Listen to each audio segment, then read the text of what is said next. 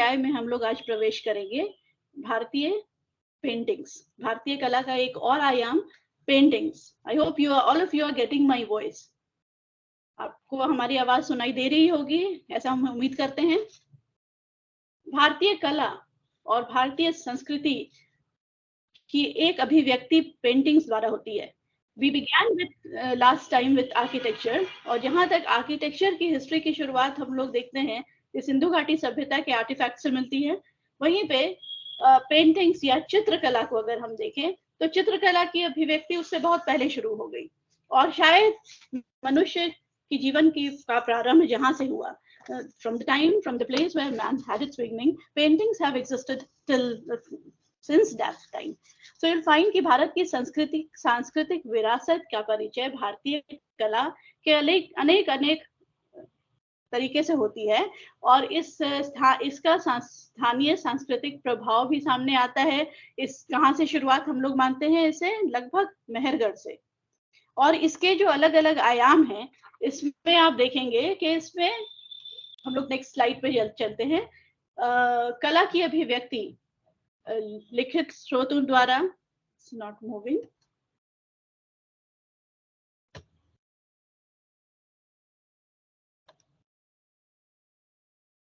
Okay I think, हाँ, कला की भी जो अभिव्यक्ति होती है, जस्ट वेट, ओहो, जस्ट वेट, हमने आर्किटेक्चर डाल दिया है, just wait, I will be changing it.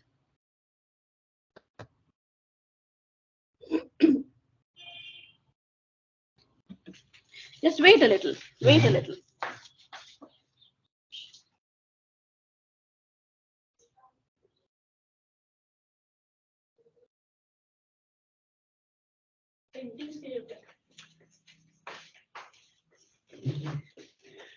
I'm going to change my slide presentation.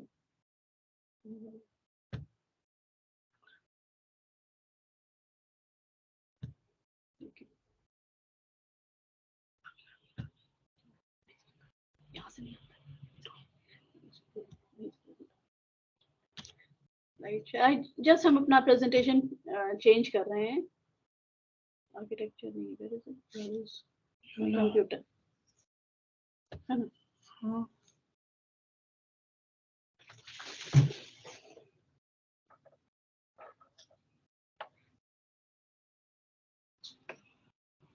हाँ।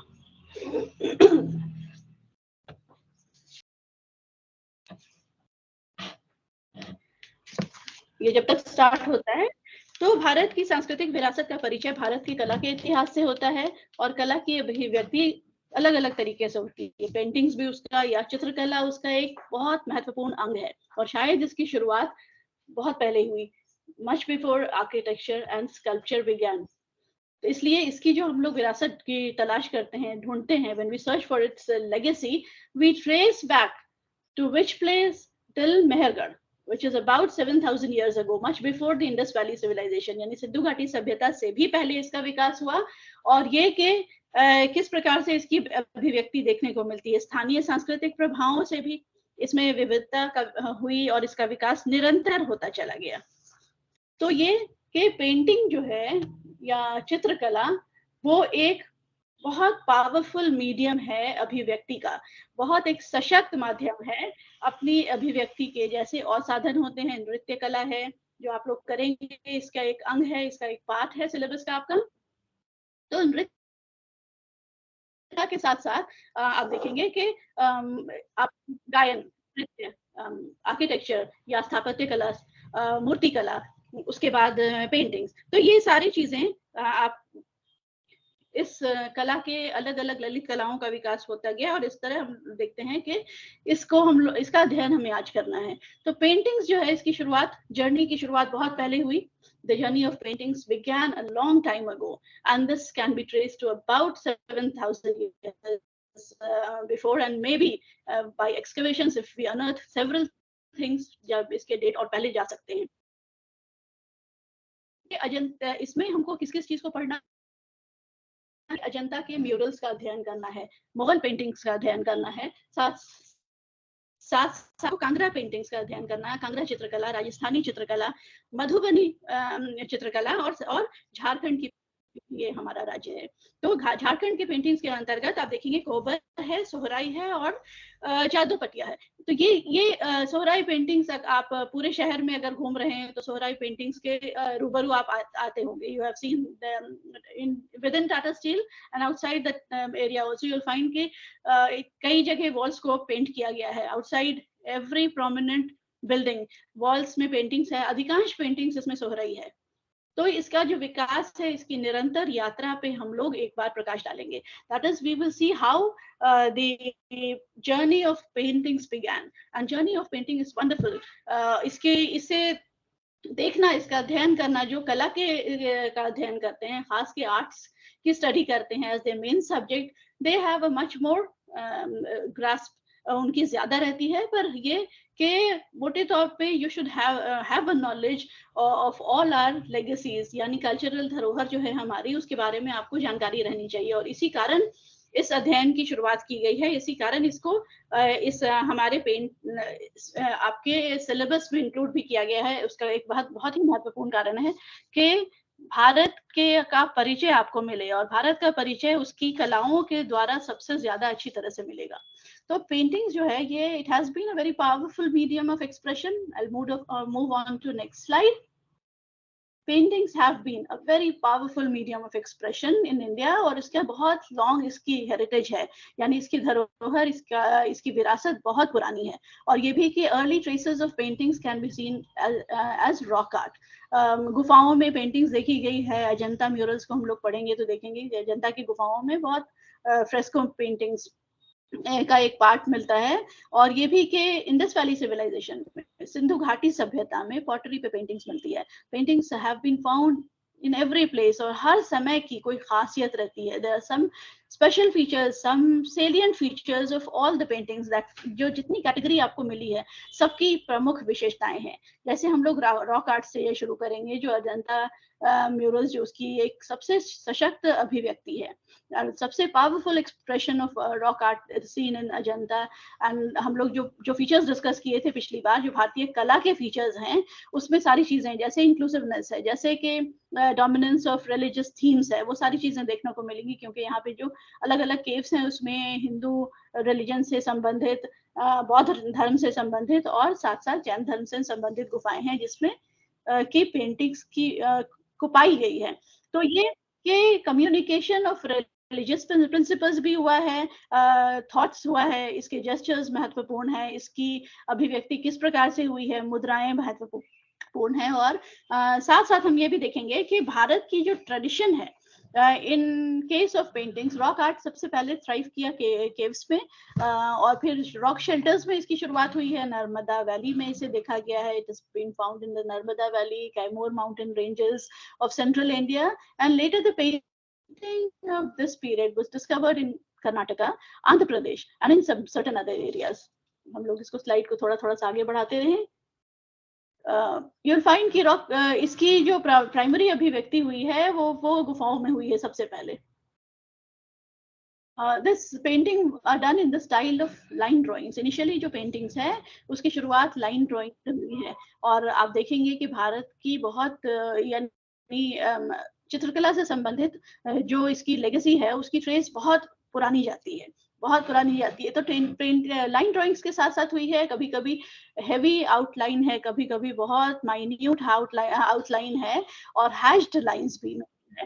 तो पैटर्न इस प्रकार से रचा हुआ, और फिर उसको अलग अलग तरीकों से फिल किया गया है। कहीं कहीं पे कुछ खास कलर्स का प्रयोग है। जैसे जैसे हम लोग प्रोग्रेस करेंगे थ्रू आउट, we'll find कि किस किस तरह के कलर्स का प्रयोग अलग अलग जगह पे किया गया है। ये भी कि paintings have religious theme predominate की है through out the ancient period. You'll find कि चाहे वो बुद्धिस्ट स्ट्रक्चर्स है, पेंटिंग्स है, चित्रकला है, चाहे जैन की या हिंदू धर्म की, उसमें धर्म का प्रभाव बहुत मिलता है। और साथ साथ ये कि उस समय की हिस्ट्री रिकॉर्ड करना उनके चित्रों के द्वारा एक सोर्स के तौर पे, एक बहुत महत्वपूर्ण सोर्स के तौर पे या स्रोत के तौर पे उनको यूटिलाइज किया गया है, व्हिच आर आर्कियोलॉजिकल सोर्स। तो पुरातात्विक स्रोत के तौर पे इन पेंटिंग्स को भी देखा जाता है। उस समय के लोगों की सोसाइटी कैसी थी, यानी समाज कैसा था, उस समय के लोगों की धार्मिक स्थिति कैसी थी, उस क्या उनकी एक्टिविटीज थी, क्या क्या काम करते थे। बहुत सारी चीजें हैं, कहीं कहीं पे हंटिंग सीन्स है जो बहुत प्रेडोमिनेंट है, कहीं कहीं पे आप कई जानवरों का के चित्रांकित किए गए हैं, उसमें जो ज्यादा है उसको उसकी प्रोमिनेंस है वो पता चलती है। तो ये कि प्री हिस्टोरिक पेंटिंग जो है, ये सबसे पहले इसकी हम लोग अगर ओरिजिन को देखें तो इंडियन ट्रेडिशन जो है वो किस प्रकार के बताता है। इंडियन ट्रेडिशन ये बताता है कि आपकी जो पेंटिंग्स की शुरुआत हुई है बहुत पहले हुई है, और विष्णु धर्मोत्तर पुराण की से इसकी ट्रेस को इसकी ओरिजिन को ट्रेस करते हैं, यानी इसकी शुरुआत विष्णु धर्मोत्तर पुराण से देखते हैं। और उसका एक चैप्टर है, यानी कि उसका एक जो चैप्टर है वो है चित्र सूत्र। तो चित्र सूत्र जो उसका चैप्टर है, which again is only about paintings and how paintings evolved and how it was given a very elaborate form that was given to it. तो ये भी कि उस जब उसके बारे में इतनी तरह से बताया गया है तो उसमें बहुत माइन्यूट डिटेल्स का ध्यान दिया गया है और उसको 6 अलग-अलग भागों में बांटा गया। यानी पूरे जो चित्रकला है as an art, it is divided into 6 different parts. और उससे पहले देखेंगे कि इन पेंटिंग्स को जो एक्सिक्यूट किया गया है, यहाँ आएंगे हम लोग, will move a little further, ठीक है। तो ये कि इनको पेंटिंग्स को जो किया गया है, जो रॉक्स पे जो इनको बनाया गया, गुफाओं में बनाया गया, तो ये इनको पेट्रोग्लाइफ्स कहते हैं, पेट्रोग्लाइफ। और सबसे पहले ये भीमबेटका केव्स में मिले हैं भारत में, मध्य प्रदेश में जो है, और ये इसे वीएस वकंकर ने 1957-58 में इनको उनके द्वारा इनकी खोज की गई। वकंकर के द्वारा इन गुफाओं की खोज की गई और इन पे जो पेंटिंग्स है वो मिली। ये इन्हें जू शेल्टर भी कहते हैं, क्योंकि इसमें जो पेंटिंग्स है, जो चित्र बने हुए हैं, उसमें सबसे डोमिनेट करता है एनिमल्स के चित्र। इसमें हाथी भी है, बारहसिंगा भी है, डियर्स भी है, इस प्रकार से कैटल है, स्नेक्स है, सांप है, और कैटल की है। That shows that domestication of animal was important. They knew domestic animals जो हैं, और जानवरों की अभिव्यक्ति सबसे ज्यादा है। The other set of paintings are from Narsinghgarh, Madhya Pradesh. Madhya Pradesh में है। Through this painting it is evident that उसमें पेंटिंग्स में दिखाया गया है कि एक हिरन की जो खाल है, उनकी स्किन को सुखाया जा रहा है, और ये बहुत महत्वपूर्ण एक इंफॉर्मेशन देता है कि ये टैनिंग की आर्ट से परिचित से थे। तो ये जैसे कि हम लोग प्राचीन सभ्यताओं से अगर मिलाते हैं, अगर कंपेयर करते हैं on a comparative basis, if we compare Indus valley civilization among the other contemporary civilizations, it is very much evident that Indus Valley was a much technology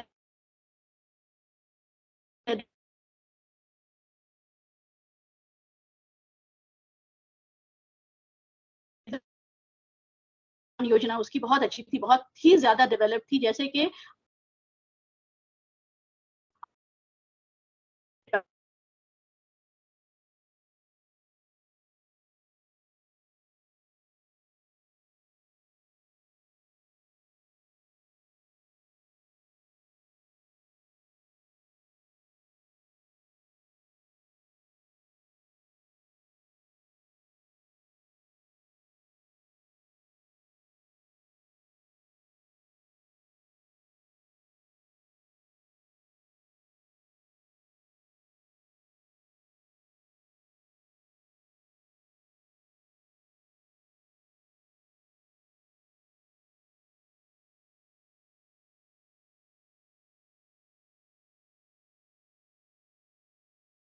हाँ, वापस आ गया। Okay.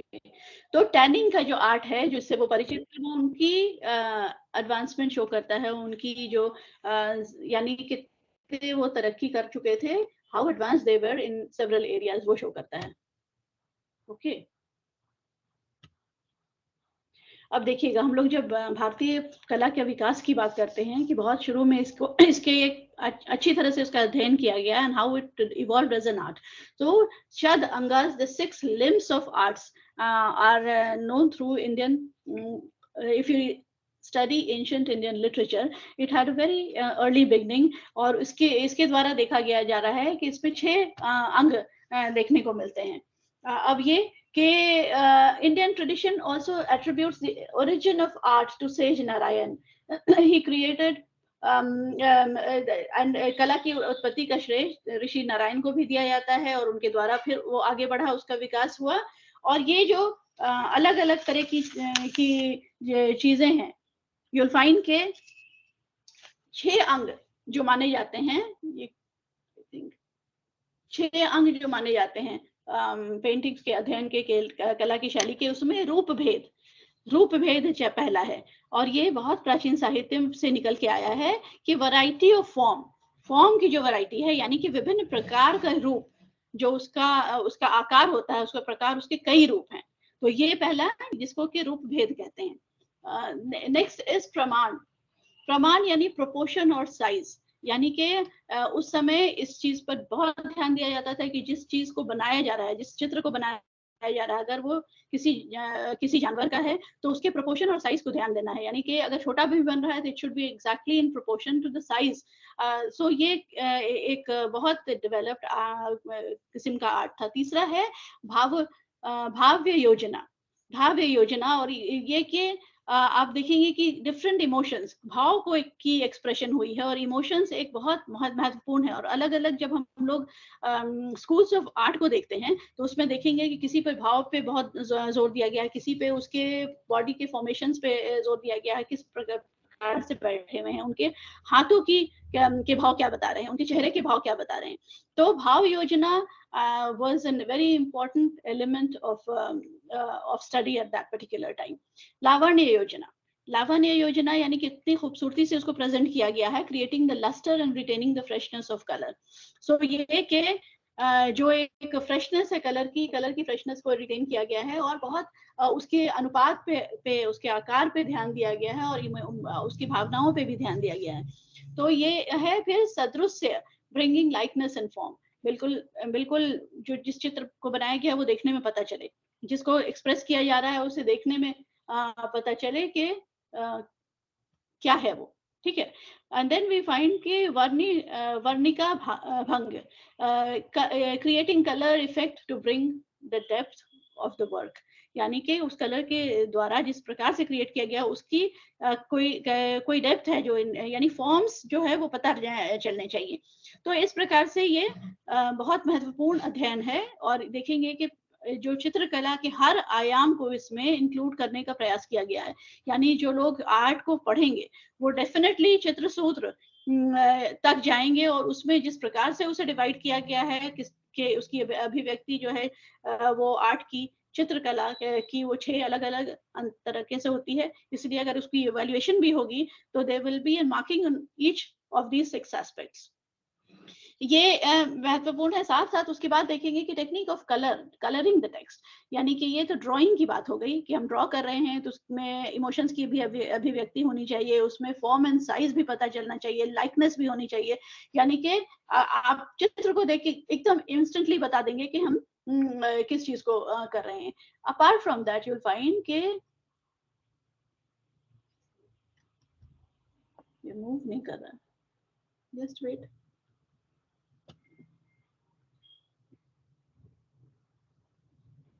The slide is not moving.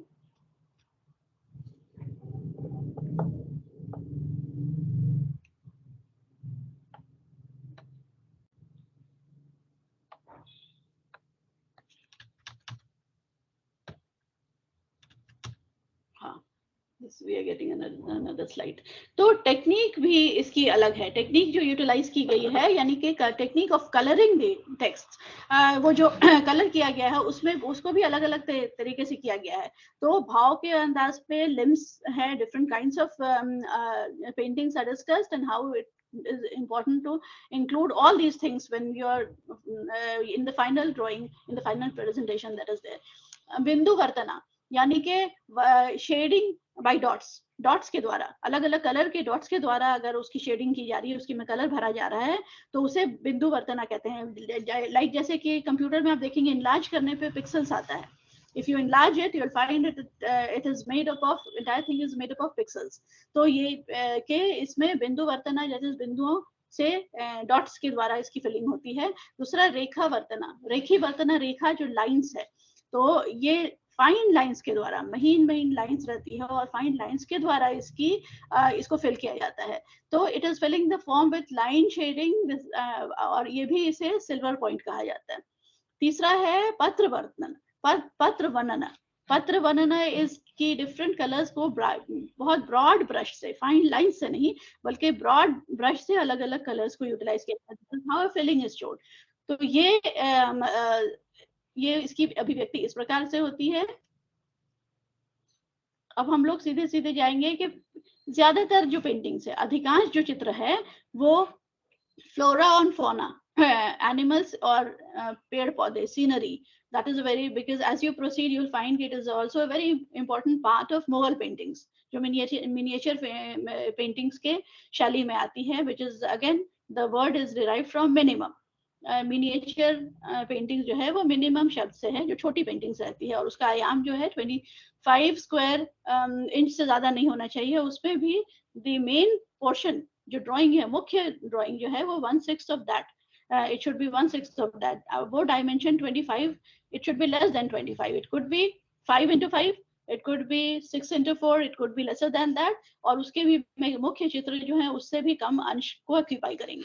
तो ये भी कि nature में को सबसे ज्यादा, यानी उसका जो एक विशेष पात्र रहा है या उसकी जो थीम रही है वो डोमिनेट करती है नेचर, नेचुरल ब्यूटी, नेचर, साथ साथ that is including flora and fauna। human life, मनुष्य को बनाया गया है, animals have been executed। अब ये भी कि रेड का प्रयोग बहुत है, शुरुआत की शैली में रेड और व्हाइट का इस्तेमाल किया गया। Red and white in Indus valley paintings also you will find predominance of red and white, लाल रंग और व्हाइट, सफेद रंग का प्रोड्यूस किया गया, और कहीं कहीं पे ग्रीन और बाद में आते हैं ग्रीन और यानी हरा रंग और पीला रंग। ये भी कि जो एनिमल्स हैं, जो जानवरों का चित्र अंकित किया गया है वो बहुत रेंज करते हैं। ह्यूज एनिमल्स लाइक एलिफेंट्स, सांप भी है, टाइगर्स भी है, बाइसन्स भी है, लिजर्ड्स भी है, छोटी छोटी जो आप कह सकते हैं वो एम्फीबियंस। यू विल फाइंड कि लिजर्ड्स है, क्रोकोडाइल्स है। सो क्रोकोडाइल्स, ये सब सारे चित्र जो अंकित किए गए हैं वो रॉक केव्स पे, गुफाओं पे, क्योंकि पहला घर तो मनुष्य का गुफाएं थी। पहले वो अपने आप को प्रोटेक्ट करने के लिए वो गुफाओं में रहते थे, जब वो एक घुमंतु प्रवृत्ति के थे, that is when they led a nomadic life. जब तक उनकी स्थायी एग्जिस्टेंस की शुरुआत नहीं हुई थी, जब उनकी एक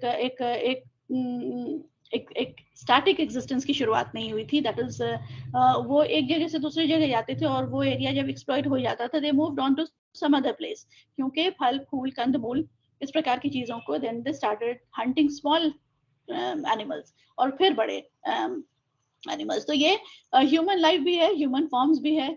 इसमें बाद में जब एक कम्युनिटी बनी, जब सोसाइटी बनी, कम्युनिटी बनी, तो communal dancing, celebrating the child birth, इस प्रकार की चीजों को भी मुख्य विषय बनाया गया है। इस पर तो अजंता म्यूरल्स के बारे में जो आपकी अध्ययन का पहला है, देखिएगा एज वी प्रोग्रेस, अजंता है, then we move on to Mughal paintings.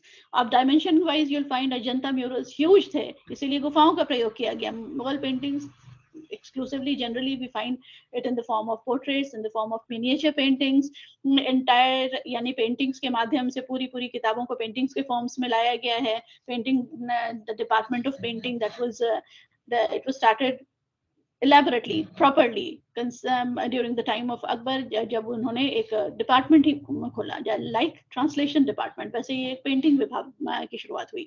और ये भी कि there was a mixture of Indian style and Persian style and Islamic style. मध्य एशिया से कुछ बहुत बड़े बड़े पेंटर्स को लाया गया था, and then it was created on a very inclusive manner। तो अजंता की जो म्यूरल्स है, ब्यूटीफुल, यूनेस्को वर्ल्ड साइट है, और it is a thing that all of you should visit. हर व्यक्ति को अपने समय में एक बार विजिट करना चाहिए अजंता के केव्स को, एलोरा केव्स को, और ये भी जानने के लिए कि हमारी धरोहर कितनी रिच है, कितनी महत्वपूर्ण है।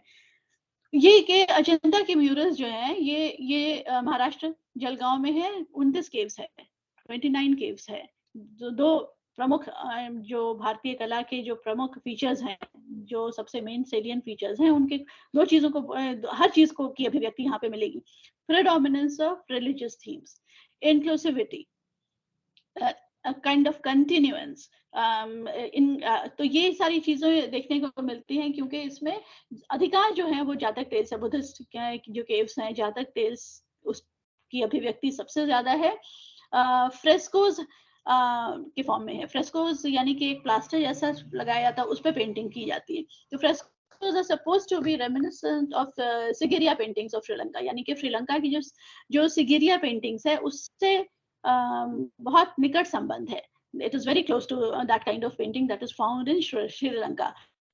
You'll find कि most of the caves were used by the as viharas.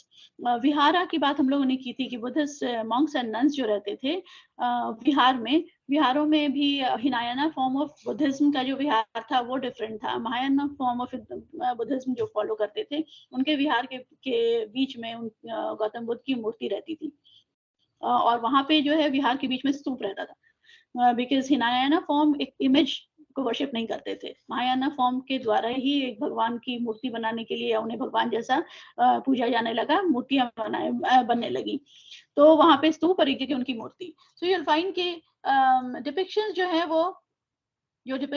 वो अलग अलग तरह के डिपिक्शंस हैं। गौतम बुद्ध को बहुत ह्यूमन फॉर्म्स में दिखाया गया है। ऐसा नहीं कि ही इज अ मैसेंजर और ही इज गॉड, उस फॉर्म में ज्यादा नहीं है, बल्कि उनकी जो भाव है, उनके जो चित्रों में जो भाव है, उनकी जो बॉडी की जो लैंग्वेज है, वो सारी बहुत ह्यूमन फॉर्म, यानी कि आम मनुष्य जैसा, आम नागरिक जैसी उसकी अभिव्यक्ति ज्यादा है, क्योंकि डिस्टिंक्ट फॉर्म्स में है, विजुअलाइज किया गया है उन्हें। और ये भी कि God creating a God beyond the domain of gender.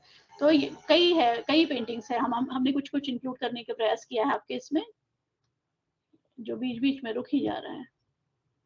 Just wait.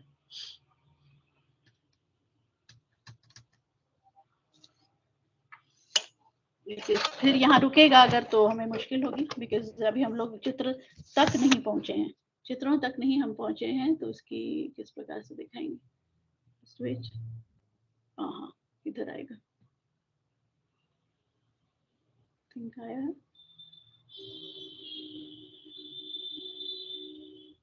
है ना। तो अजंता की गुफाएं जो हैं उनकी जो इम्पोर्टेंस है, that is why it is first kind of art that is included in your syllabus, कि इसे जानना जरूरी है, उसकी इम्पोर्टेंस है, and this is a thing that should be taught।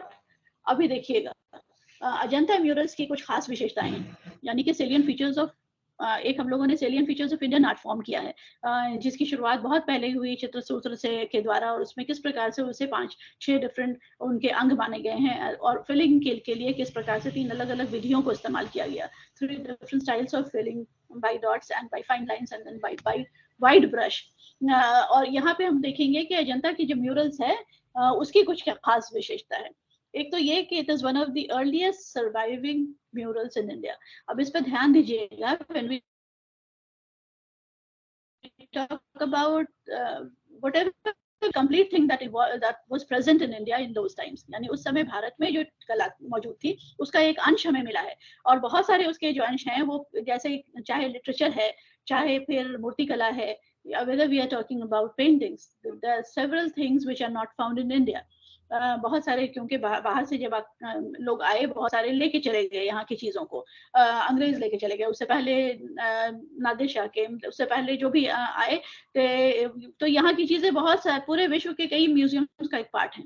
अगर आप उसको, अब तो बहुत आसान हो गया है आपको, क्योंकि ऑनलाइन जाके आप बहुत सारी जो महत्वपूर्ण सोर्सेज हैं, जो पहले उस जगह जाके आर्कियोलॉजिकल सर्वे ऑफ इंडिया में जाके करना पड़ता था, वो सारी चीजें ऑनलाइन अवेलेबल हैं, यू नीड टू कनेक्ट। तो वहां पे जाके आप भी देख सकते हैं जो उस फॉर्म में, और बहुत सारी चीजों को आप देखेंगे कि it is found in some other places outside India. तो ये जो है कि सबसे पहले one of the earliest surviving murals in India. ये सबसे महत्वपूर्ण इनकी अभिव्यक्ति है। 29 केव्स पाए गए हैं, 29 केव्स हैं। वॉल्स जो है इसमें म्यूरल्स भी हैं और फ्रेस्को पेंटिंग्स भी है। है तो दो तरह की चीजें हैं। एक्सप्रेशन जो है वो भाव बहुत महत्वपूर्ण है, और भावों की अभिव्यक्ति जो किस प्रकार से हुई है, यानी कि हैंड जेस्चर्स को इस्तेमाल किया गया है। अब हम लोग कुछ को हमने अपने प्रेजेंटेशन का फॉर्म बनाया है, यू विल फाइंड सी कि किस प्रकार से हाथ की मुद्राओं से अब देखेंगे कि नृत्य में भी ये बहुत महत्व रखता है। उसी प्रकार से जो चित्रकला बनी है उसमें भी हाथ की मुद्राएं, चेहरे का भाव, उस सारी चीजों को यूटिलाइज किया गया है। अभी कई चित्र में कई महिलाएं, कई वुमेन दिखते हैं, और सबसे महत्वपूर्ण है कि जितनी महिलाएं हैं उनमें सबका एक अलग यूनिक हेयर स्टाइल है। वो भी दैट मीन्स कि उन लोगों को बाल सुंदरता से लिंक था, और उसको अलग अलग ढंग से, अलग अलग तरीके से उसको डेकोरेट किया जाता था। सो हैंड जेस्चर्स इंपॉर्टेंट है, इमोशन, फेशियल एक्सप्रेशन, बॉडी की जो मूवमेंट है वो सारी, और each females that are surrounding Gautam Buddha sitting, then you will find कि they each of them have a very unique hair style. और ये हम शुरुआत से देखते हैं, सिंधु घाटी सभ्यता में जो चीजें मिली हैं, बाल को डेकोरेट करते थे वो लोग कई तरीके से। Then the use of powder and rouge, and they love to decorate themselves. और बालों को भी कहा जाता है कि कई तरीके से उन्होंने अपने बाल संवारते थे। बर्ड्स एंड एनिमल्स जो है, सबसे विशेष चीज है अजंता म्यूरल्स के कि यहाँ पे जो जानवर हैं या पक्षी हैं, पशु पक्षी हैं, वो भी इमोशंस, उनके भाव भी इमोशंस एक्सप्रेस करते हैं।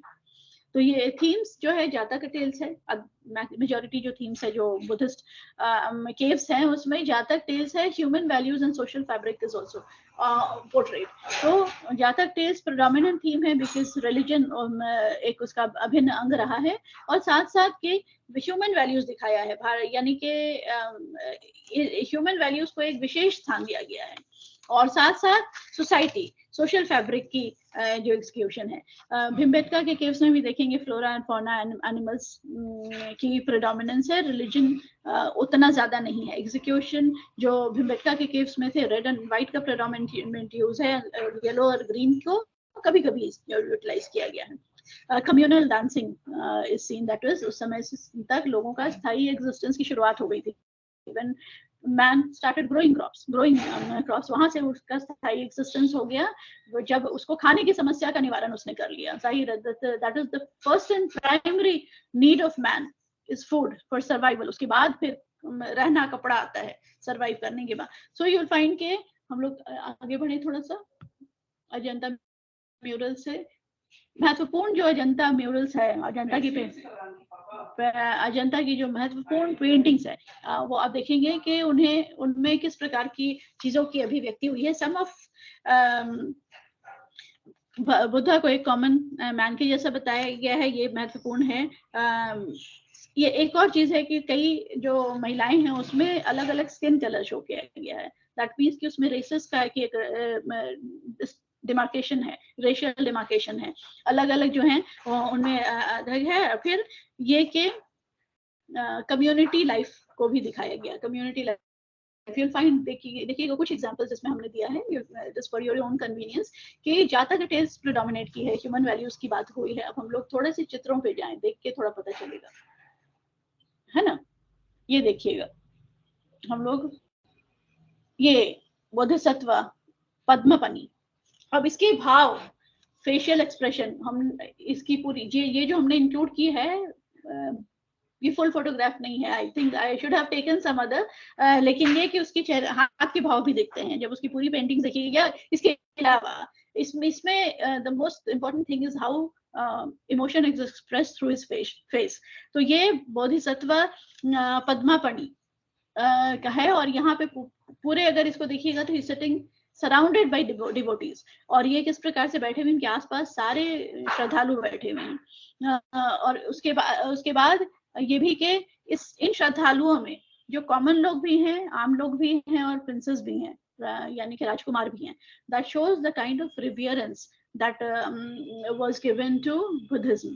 Buddhism ने, बौद्ध धर्म ने जितना लोगों को आकर्षित किया, शायद Gautam Buddha metaphysical thought arts वगैरह की तरफ इतना नहीं, बल्कि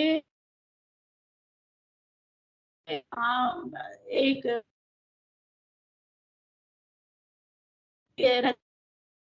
एक और चीज है कि यूल फाइंड कि उनकी जो अभिव्यक्ति हुई है उस प्रकार से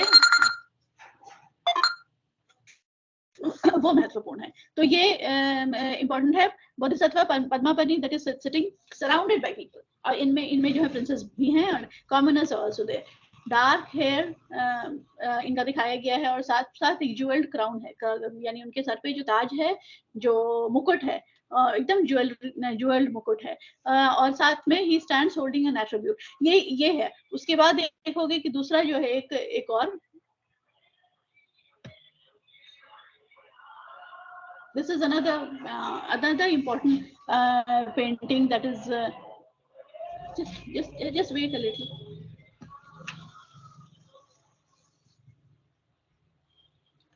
Just I'll take just 2 minutes.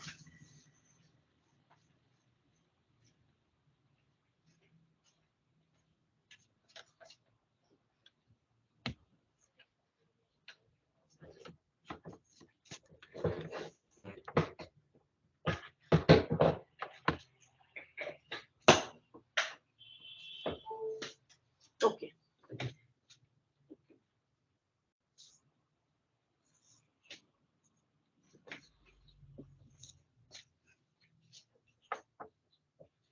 Okay. Let me move it a little. Okay अब ये दूसरी जो पेंटिंग्स है, इसकी जो स्टोरी आप देखेंगे, इसकी जो स्टोरी है ये it is highlighted in the Mahabharata. ये किंग शिबी की स्टोरी है। Shibi, it is a story that is given in the Mahabharata. ये जो है देखिएगा कि ये एक पिजन इंजर्ड हुआ, और उसको जो हंटिंग कर रहे थे, उन्होंने वो लेने के लिए आए। Pigeon came to king Shibi for protection. अब इन्हें लग रहा है कि हमें प्रोटेक्ट करना है। जो हाई वैल्यूज रहते थे उस समय के किंग्स में, जो एक हाई मॉरल वैल्यूज थी, that if he is the protector of every living organism in his empire, he should any how protect. वहां लेने के लिए आए कि because I have killed him, I need this. और तो वो बोले कि नहीं, ये मेरे शरण में आया, हमें इससे नहीं दे सकते। अब ये बोलते हैं कि ये मेरा खाना है, और हम इसी को खा सकते हैं, और ये अगर नहीं खाएंगे तो हम मर जाएंगे। तो अब ये दुविधा में है कि how to save the pigeon and how to save him also. Then उस समय कोई और चीज नहीं ले रहे हैं वो, और ही इज हमें मांस ही चाहिए। That is kind of the thing that was insisted. तो ये देखेंगे कि this is a kind of test that was being taken by Indra, god Indra. तो वो उन्होंने क्या किया कि अपने थाई से एक पोर्शन मीट का लिया। तो उन्होंने कहा कि हम उतना ही लेंगे, ऐसे नहीं कि एक आप काट के दें, बल्कि I hope you are getting, I hope all of you are getting my voice. Okay, तो ये कि उन्होंने वो बोले कि हम उतना ही अंश लेंगे। सो एक तराजू लाया जाए, और क्या हो रहा था कि एक तरफ वो पिजन को रखा गया, और दूसरी तरफ जितना भी वो मांस काट रहे हैं वो उसके लेवल का ही नहीं रहा है। A pigeon is always having more weight than the amount, or every amount of flesh that is continuously he went on cutting parts of his body, flesh from his body, और वो उसको यानी वो कभी भी लेवल में नहीं आया। तो बाद में gods were so pleased with him that they restored him to his original form. और this shows the highest extent of morality and that was existent during that time. तो ये एक महत्वपूर्ण चित्र है। इसके आगे हम कुछ देखें। ये भी देखिएगा, बोधिसत्व त्रिभंगा पोज में। Tribhanga pose is a very important pose that is associated with Lord Krishna. और इसमें बॉडी के 3 यानी पूरी ह्यूमन फिगर के की जो 3 तरह के मूवमेंट है, 3 यानी कि इनकी बॉडी जो इस प्रकार से जाती है, वो त्रिभंगा पोज कहा जाता है। तो this is also very very important thing that is saying Bodhisattva we see shown in tribhangi pose. तो ये जो त्रिभंगी पोज है, ये विल फाइंड की standing body position used in the traditional Indian sculpture. ये जनरली मूर्ति कला में यूटिलाइज किया जाता है। ट्रेडिशनल मूर्ति कला में इसको यूटिलाइज किया जाता है। और इसकी 3 bends in the body. It shows clear cut 3 bends in the body, as is very much evident from his और ये भी कि ये एक बहुत ग्रेसफुल एक डांसिंग पोज में आता है, डांस में यूटिलाइज किया जाता है अक्सर। तो ये इसकी भी अभिव्यक्ति है, ये भी एक महत्वपूर्ण म्यूरल है। इसके बाद आप देखेंगे, देखिए किस प्रकार से कलर्स यूज किया जाता है। The kind of colours that are used in the frescoes of Ajanta murals में जो है, king and community enjoying each other company, eating, dance, drinking and being merry. तो ये कि एक communal living along with the king and the entire community, that was a kind of harmony that existed during that time. तो ये जो एक closeness है, that is evident, और इसकी जो पोर्ट्रेयल है, जाहिर है कि बहुत बड़ा बना हुआ है। इसकी जो पोर्ट्रेयल अगर मैसिव स्केल में बड़े में देखेंगे तो you'll find the beauty of the scene. This is another one.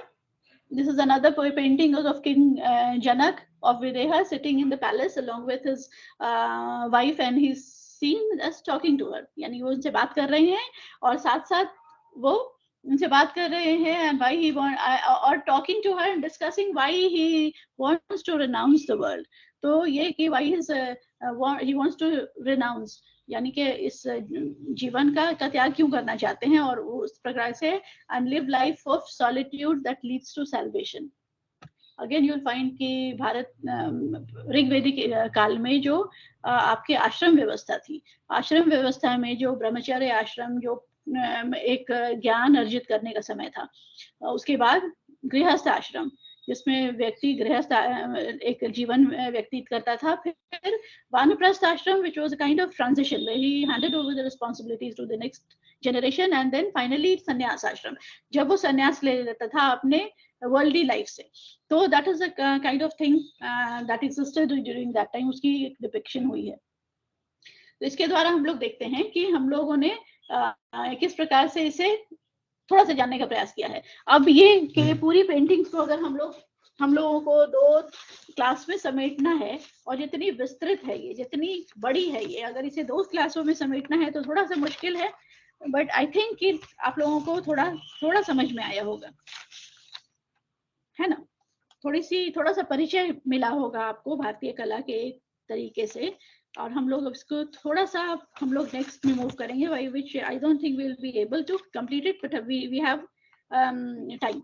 तो हम लोग अब जब प्रवेश कर रहे हैं किसमें, मुगल पेंटिंग्स के दौर में। मुगल पेंटिंग्स के समय में अधिकांश जो है प्रेवलेंट है वो मिनिएचर पेंटिंग्स है, which the word is derived from minimum, that is small. Mughal style of painting में एक विशेषता है कि ये कॉम्बिनेशन है, डेफिनेटली इंडियन स्टाइल भी है, इंडियन भारतीय शैली जो प्रोडोमिनेट जो थी उस समय मौजूद, उसकी बहुत एक रिच लेगेसी थी, एक धरोहर थी बहुत, और फिर Islamic style and Persian style की कॉम्बिनेशन है। In the field of architecture and in the field of paintings, 2 क्षेत्रों में खासकर आर्किटेक्चर, पेंटिंग्स और फिर आपकी साहित्य, इन 3 यानी कि कल्चर के 3 एस्पेक्ट्स में मुगल्स की कंट्रीब्यूशन है, और इसीलिए इसे अध्ययन का पार्ट माना गया है। जिस प्रकार से आप स्थापत्य कला या फिर आप आर्किटेक्चर की बात करें, उसमें एक प्रॉपर एक इंट्रोडक्शन हम अकबर के समय से मानते हैं, 2 बिफोर दैट मायू के समय के भी कुछ हैं, और 2 बाबर के समय की भी कुछ बिल्डिंग्स हैं। पर प्रॉपरली अगर एक अध्ययन करें with the laying of Agra fort के साथ शुरुआत अकबर ने की, और आर्किटेक्चर की शुरुआत एक ऑर्गेनाइज तरीके से हुई, उसी प्रकार से यहाँ भी देखेंगे अगर, तो अकबर के समय से ही हम लोग इसे मान सकते हैं, इसकी शुरुआत मान सकते हैं कि अकबर के समय में उन्होंने एक अलग विभाग, एक अलग विभाग खोला है ट्रांसलेशन के लिए, where all the many Sanskrit important works of Sanskrit were translated by several people. उसमें अब्दुल रहीम खाना ने भी ट्रांसलेट किया है, फैजी ने भी किया है, अबुल फजल ने भी किया है। जो महत्वपूर्ण टेक्स्ट हैं एंशिएंट इंडिया के, प्राचीन भारत की, उन्हें पर्शियन में ट्रांसलेट किया गया, and from Persian also it went to the outside world, western world. तो मुगल जो कला है उसकी बहुत सारी कुछ सिग्निफिकेंट फीचर्स, जैसे हम लोगों ने कुछ प्रमुख विशेषताएं पढ़ी हैं हम लोगों ने प्राचीन कला की या अजंता म्यूरल्स की, उसी प्रकार से इन टोटलिटी अगर हम लोग मुगल पेंटिंग्स को देखें, जो जैसे कि in the field of architecture एक जो जेनिथ का पॉइंट है, जो चरम सीमा है, वो हम लोग मानते हैं शाहजहां के समय में, द रेन ऑफ मार्बल या आर्किटेक्ट किंग जो उन्हें कहा जाता था। इसमें अगर हम देखें तो Jahangir was a कनोसियर of painting. Jahangir के समय में इस सबसे ऊंचाई पे पहुंची है पेंटिंग्स। जहांगीर ने पेंटिंग्स के एरिया में बहुत सारा काम किया। He himself was a कनोसियर of painting and he had such an acute vision, यानी वो इतने पारखी थे कि किसी भी पेंटिंग को देख के किसने बनाया है, जो समय के प्रोमिनेंट पेंटर्स थे किसने बनाया है वो भी उन्हें पता चल जाता था। He was able to detail में पेंटिंग्स का अध्ययन उन्होंने किया था। तो सबसे महत्वपूर्ण है ये कि कुछ अगर प्रमुख फीचर्स को डिस्कस करें, इसमें हमने बहुत एलैबोरेटली दिया है for your own convenience that I can take a screenshot of it. ये कि आर्टिस्टिक जो पिन्नेट पे पड़ा है वो अब कुछ पेंटिंग्स को देखिएगा, इसके द्वारा हमें ज्यादा पता चलेगा। ठीक है, सो वी फाइंड दैट कि क्या सेलियंट फीचर्स थे, क्या प्रमुख फीचर्स थे इन पेंटिंग्स की। सबसे ज्यादा इंपॉर्टेंट है कि it was confined to court, यानी कि आम जनता तक इतना नहीं पहुंचा था, ये कोर्ट लाइफ तक ही कन्फाइंड था।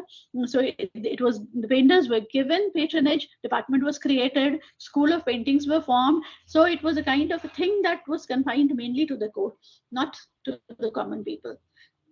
दूसरा प्रोमिनेंट जो फीचर है, दूसरा जो महत्वपूर्ण फीचर है वो ये कि उसमें एक अमलगमेशन था। It was a kind of synthesis, मिश्रण था, इंडियन स्टाइल और Islamic style and Persian style का मिश्रण था। फिर देखेंगे कि पर इसकी जो थीम क्या थी, लैंडस्केप थी। लैंडस्केप थी इन बाबरनामा ऑल्सो। यू फाइंड कि बाबर ने जो भारतीय वातावरण के बारे में, यहाँ की लैंडस्केप को बहुत डिस्कस किया है एंड हाईली प्रेज किया। यहाँ के फल फूल, flora fauna, everything is praised highly. तो यहाँ पे लैंडस्केप एक महत्वपूर्ण फीचर थे। महाभारत की जो थीम्स थी वो भी उसकी भी एग्जीक्यूशन हुई है। रस्मनामा जो है, जो महाभारत का ट्रांसलेशन था, दैट वाज अगेन लैंडस्केप है। पर्शियन फेबल्स का भी एक part, Indian landscape, Mahabharata and Persian fables, जो वहाँ की लोक कथाएं हैं, उसको भी एक थीम, वो भी महत्वपूर्ण थीम रही है। देन यूल फाइंड कि इनकी एक विशेषता थी कि देयर वाज एन अबंडेंस जो use of colour, very bright colours were utilised. some colors are very much keenly attributed to the Hindu form of art, जैसे वो वाला जो पीकॉक ब्लू है, रेड पीकॉक ब्लू, इसका इस्तेमाल यहाँ पे abundant use of very vibrant and rich colors. And then as we progress during the time of, I think, Jahangir के समय में गोल्ड और सिल्वर का प्रोड्यूस को बहुत किया गया है, यूटिलाइज, एंड समटाइम्स बिल्कुल नेचुरल से लेके थोड़ा सा उसको ज्यादा लस्ट्रस बनाने का प्रयास किया गया है। तो ये एक यात्रा है उसकी। हुमायूं नामा जो अकबर के समय में, जिसको कि ट्रांसलेट किया गया in the form of paintings, 1200 paintings है उसकी, 1200 paintings of Humayun Nama. And then decline हुआ, पेंटिंग्स का डिक्लाइन हुआ ड्यूरिंग द टाइम ऑफ, चरम सीमा पे पहुंचा। Evolve began with Babur, Humayun के समय में भी हुआ। He brought two very important painters from outside. Then Akbar ने उसको ऑर्गेनाइज किया, बिल्कुल एक organise in form of a department by giving patronage to several, because Abul Fazl ने list जो डाला है, I think many list of painters, उसमें कई मुस्लिम्स हैं, कई हिंदू हैं, who have specialized in certain kind of things. जैसे किसी की स्पेशलाइजेशन पोर्ट्रेट में थी, किसी की लैंडस्केप में थी, किसी की केवल चिड़िया बनाने में थी, पक्षियों में थी, किसी की केवल जानवरों में थी। तो इस प्रकार से many painters are linked to his court. तो इस प्रकार से देखेंगे, यहाँ भी देखिएगा प्रिंस विद अ फैल्कन, ये जो पेंटिंग है, this is the particular painting showing a prince with a falcon. दूसरी है प्रिंस सलीम एट हंट, जो शिकार पे लोग जाते थे, तो सलीम दैट इज जहांगीर शिकार पे गए हुए हैं और उसका चित्रण है, वाइब्रेंट यूज ऑफ कलर्स है, लैंडस्केप का भी वर्णन है। And then we have got Babur, ये along with all his people visiting Gorkhatri. तो this will move a little, क्योंकि अभी हम लोग 20 पे हैं, 21वां स्लाइड में जाते हैं। हाँ, you'll find कि this shows very rich colors, बहुत rich colors है ना। मनोहर के द्वारा पहली वाली जो पेंटिंग है, this is a painting that was made by मनोहर जहांगीर, जो आपका प्रिंस खुर्रम जहांगीर जो शाहजहां को वे कर रहे हैं अगेंस्ट गोल्ड एंड सिल्वर, ये एक प्रथा थी, शायद उनके जन्मदिन के दिन के समय में कभी कभी एक बड़े से तराजू पे बैठ के वही किया जाता था, that was distributed among the poor section of society. वो है। दूसरी जो ये पेंटिंग है, ये भी बहुत रिच और वाइब्रेंट कलर दिखाती है। जब अकबर के कोर्ट में जेसुइट्स आए थे, अकबर ने यूरोपियन आर्ट को भी इंट्रोड्यूस किया था, यूरोपियन पेंटिंग्स को भी इंट्रोड्यूस किया था when Jesuit merchant had come to visit Akbar. उसके बाद हम लोग थोड़ी सी एक और दो शैली इसको देखते हैं। एक मिनट, आई थिंक मूव किया, यस। You'll find कि गोवर्धन की एक पेंटिंग है, discourse between Muslim sages and फिर Mughal troops in chase of the armies. तो ये पूरे युद्ध का वर्णन है, जब मुगलों की जो सेना है वो जो विरोधी सेना है उसको चेज कर रहे हैं। और यहाँ पे आप देखिएगा कि जो मुस्लिम सेज थे वो आपस में अध्ययन कर रहे हैं। तो ये इसमें भी rich use of colour is shown ना, इससे पहले नहीं, यही तक हम लोग करेंगे आज। ओके, सो विल फाइंड के कुछ खास विशेषताएं थी मुगल कोर्ट की। बाबर ने अपॉइंट किया था बेहजाद को। Babur had appointed Behzad to paint family tree. Babur ने बेहजाद का अपॉइंटमेंट किया था कि फैमिली ट्री, अपनी पूरी फैमिली ट्री को बनाने के लिए, sometimes it is made in the form of literary text, और फिर उसको पेंटिंग्स के फॉर्म में उसे किया गया। हुमायूं जब पर्शिया से आया, Humayun was in exile for a number of years after being defeated by Sher Shah Suri. तो उसके बाद वहां पे उसने पेंटिंग्स या से प्रभावित था और उसने सीखा भी। और जब वो वापस भारत में आते हैं तो वो अब्दुल समद और मीर सैयद को लेके आया, and these two were great painters of their own age, और इनको लेके आया और उन्होंने फिर भारत में ये इस कला का विकास किया। तूतीनामा जो एक है, टेल्स ऑफ पैरट, तूतीनामा का को पेंटिंग्स के द्वारा उसका इलस्ट्रेशन होता है इनके समय में। एक अलग टेक्निक, एक अलग तरीके का, जैसे in the field of architecture, यानी आपका उस क्षेत्र में पियत्रा ड्यूरा का इस्तेमाल किया गया है, वेरी रिच स्टोन्स व इनलेड, और उनको डेकोरेट करने के लिए रखा गया था। तो उसी प्रकार से यूल फाइंड कि इसमें एक फोर शॉर्टनिंग टेक्निक का इस्तेमाल किया गया है। This is a new technique that was introduced by the Mughals in India, that is के किस प्रकार से एक ऑब्जेक्ट को इस तरह से बनाना कि वो जितनी दूर है उससे ज्यादा नजदीक लगे। So drawing an object so that they look closer and smaller than they really are. So this is the technique of foreshortening, drawing an object that it appears to be very close and smaller than it is actually, उसकी size जो है उससे छोटा भी लगे और नजदीक भी लगे। तो foreshortening techniques की इस्तेमाल की गई थी। कोर्ट सीन्स प्रेडोमिनेट करते थे, कोर्ट सीन्स बहुत सी सारी पेंटर्स ने एग्जीक्यूट किया है, जो आपके दरबार में जब शासक बैठा हुआ है और वहाँ पे और सराउंडेड बाय पीपल, उसके कोर्ट सीन्स कई हैं। हंटिंग का भी बहुत इस्तेमाल किया गया है। हाँ, शिकार यानी कि मनोरंजन का एक साधन उस समय रहता था, इसलिए जब लोग शिकार पे जाते थे उसका चित्रण है। और ये भी कि ये विविध तरह का चित्रण है। शाहजहां के समय में रियलिस्टिक पेंटिंग्स जो है वो बिल्कुल रियलिस्टिक पेंटिंग जो थी उसको रिप्लेस किया गया है बाय मोर एक्साइटिंग, यानी कि और चारकोल का इस्तेमाल किया गया है शाहजहां के समय में, और रियलिस्टिक फॉर्म को थोड़ा सा ज्यादा एग्जैजरेटेड फॉर्म में यूटिलाइज किया गया है। होली मैन की फोटोग्राफ्स है, paintings portraying emperor and the court to life है ये।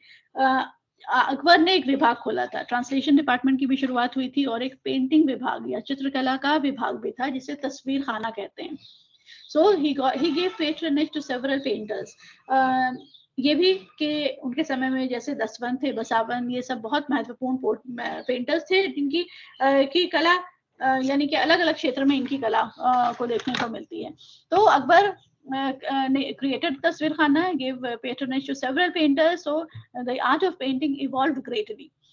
use of calligraphy also in painting, ये पेंटिंग में भी कैलीग्राफी का इस्तेमाल किया गया है। जहांगीर के समय में जो है वो एक अलग शैली सबसे ज्यादा यानी it evolved extremely.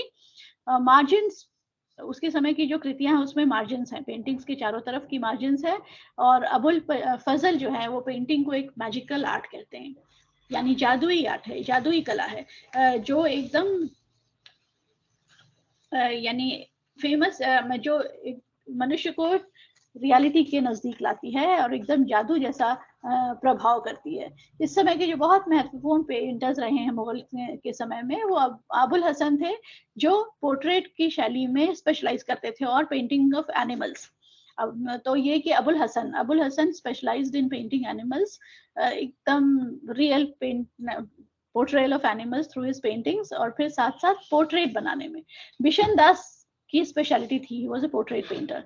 Bishan Das was a very important painter of that period, और पोर्ट्रेट में उनकी स्पेशलिटी थी। Inayat, Mansur, Daulat, there were several others. So portrait features जो है वो सबसे ज्यादा विकसित हुआ शाहजहां के समय में। शाहजहां के समय में पोर्ट्रेट बनाना जो है वो विकसित हुआ, और फिर रिच कलर को यूटिलाइज किया गया है। Later on gold and silver का प्रयोग किया गया है। ये भी कि जो विकास यात्रा हुई है पेंटिंग्स की till now, you will find कि इसकी जो क्लाइमैक्स थी वो जहांगीर के समय में हुई है। सिंथेसिस हुआ है, लैंडस्केप हुआ है, औरंगजेब के समय में ये डिक्लाइन किया। The art of paintings declined during the time of Aurangzeb. बहुत सारी कलाओं का विकास रुका था उस समय तक। तो ये जो है, अब यहाँ जो इतना रॉयल पेट्रनेज मिलता था till the time of Shah Jahan, all of a sudden जब एकदम खत्म कर दिया गया, तो यहाँ के जो लोग थे उन्होंने प्रोविंशियल किंगडम्स में शरण ली, और that led to again development of these regional arts का डेवलपमेंट हुआ है। Led to Rajasthani style of painting पहले भी थी। इस समय एक मिनिएचर पेंटिंग का विकास होता है। Miniature painting is also associated with Rajasthani kind of painting. पहाड़ी पेंटिंग का डेवलपमेंट होता है और राजस्थानी पेंटिंग्स का डेवलपमेंट होता है। इसके बाद जो आपकी नेक्स्ट है, I think we have Rajasthani style of painting, और फिर ये कि हम लोग Pahari style of painting, and we will be discussing Jharkhand style of painting later on.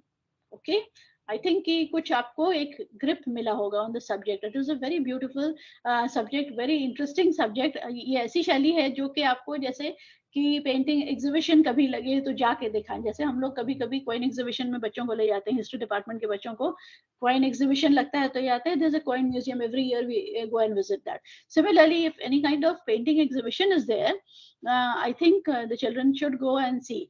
But good thing is that कि ऑनलाइन आपको बहुत सारी चीजों को देखने को मिल जाता है, so you can view it through the internet also. बहुत महत्वपूर्ण है क्योंकि हमारी बहुत एक बड़ी धरोहर है, बहुत विकसित धरोहर है। इसको रखना भी है, इसको समझना भी है, so that you have a better understanding of India. Thank you. I think that we are almost at the end of the thing. Thank you so much, and we will be joining again. Kindly join again next week on Monday. The paintings khatam hoga. This paintings, the 2 classes are assigned for painting. Thank you so much.